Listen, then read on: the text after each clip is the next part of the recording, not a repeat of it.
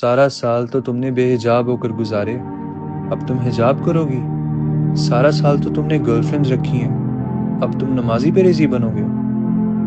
یہ ٹونٹس آپ کو اکثر رمضان کے مہینے کے آتے ساتھ ہی ملنا شروع ہو جاتے ہیں۔ دراصل ہماری سوسائٹی میں جب بھی کوئی ایسی بات کرتا ہے نا، تو سمجھ جائیے کہ اس نے اللہ تعالیٰ کو سمجھا ہی نہیں۔ اللہ تعالیٰ آفس کا وہ باس نہیں ہے جہاں پہ آپ کچھ ہفتہ لیٹ شو اپ کیے تو اس نے ناراض ہو کر آپ کو آفس سے ہی باہر نکال دیا۔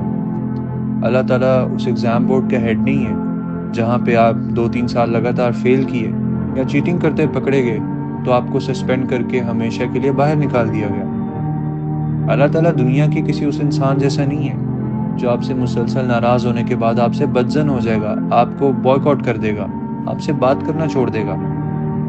اللہ تعالیٰ دنیا کی کسی چیز سے نہیں ملایا جا سکتا۔ اللہ تعالیٰ ہے اور ہمیں اس بات کو سمجھنا ہے۔ ایک وجہ جس کی وجہ سے ہم کہتے ہیں کہ اللہ تعالیٰ از دا موسٹ مرسیفل، اللہ تو خود کہتا ہے کہ میری مرسی میرے غصے پر پریسیڈنس رکھتی ہے۔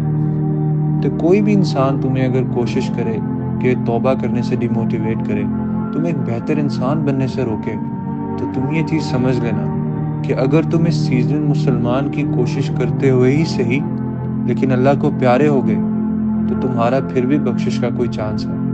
وہ لوگ جو اللہ کو نہیں سمجھ پائے اور دوسروں کو نیکی سے روکتے ہیں، ان کی دنیا اور آخرت بہت مشکل میں۔ اللہ قرآن میں خود کہتا ہے کہ آدم کا ہر بیٹا گناہ گار ہے، اور اس میں سے بہترین وہ لوگ ہیں جو توبہ کرتے ہیں۔